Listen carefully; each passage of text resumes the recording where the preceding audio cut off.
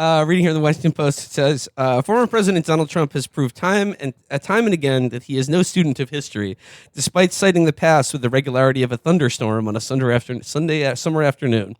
The latest example comes from The New Yorker, which has published an excerpt from Peter Baker and Susan Glazer's upcoming book, The Divider, Trump in the White House, 2017-2021, focused on Trump's troubles with the military men in his administration, whom he once referred to as my generals. At one point, according to the book, he complained to his chief of staff, John F. Kelly, a former Marine general, asking why he and others couldn't be totally loyal to him, like the German generals in World War II. You do know that they tried to kill Hitler 3 times and almost pulled it off, Kelly allegedly responded. So were Adolf Hitler's generals yes men, or did they really plot to assassinate him 3 times and get close once? Well, yeah. You've seen the movie Valkyrie starring Tom Cruise. God, I would love a Valkyrie-style movie about John F. Kelly in the White House failing to assassinate Trump. Failing to resign. Yeah, failing to Wow. Oh, man.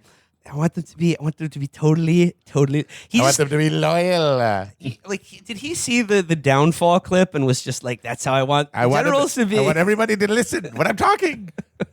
That's literally it. He probably saw that they were still afraid of Hitler. Yeah.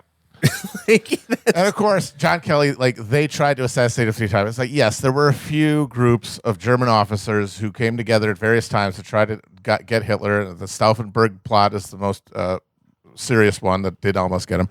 But it's not like that's the average German general. They all fucking went along with it.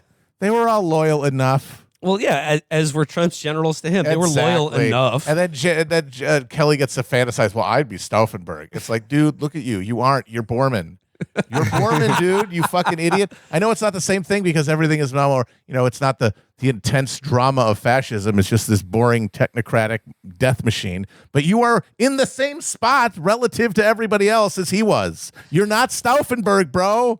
There's another excerpt from this book or another thing that came out this week. I saw Jake Tapper very indignantly tweeting about it, but it was another thing with John Kelly just being Trump's personal cum sock, just soaking up all of his just all of his just oafish. The fact that his kid died in the war too is just it's like you couldn't write that. Yeah. You couldn't write it. To have this this guy who lived and breathed his whole life this notion of American service, and even sent his son in to do it, and had him get murked in this pointless fucking war, and then he gets to command to be the human footstool for this just grotesque creature. No, it makes everything he's ever cared about meaningless. And what does he do? Because in real drama he would kill him.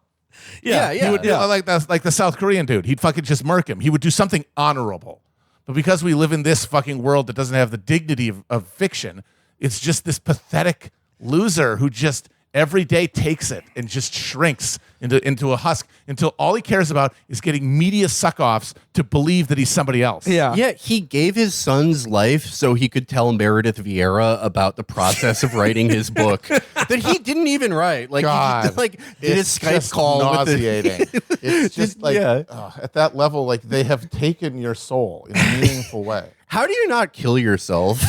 How are you Because it's not there. Whatever we're talking about when we talk about what it is to be a human being, the experience of pursuing that life, you don't know it's gone.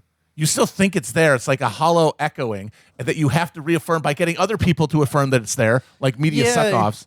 But it's gone. Yeah, and you'll never get it back. There's probably some small part of him that's by writing this book, will prevent him from being president again. But that's it. That's always it. There's always this pathetic self-justification, but over the years it just gets more flimsy and pathetic and ridiculous until you just have your old grotesque falling apart body and just a complete legacy of ashes. Well, the example, including your sons.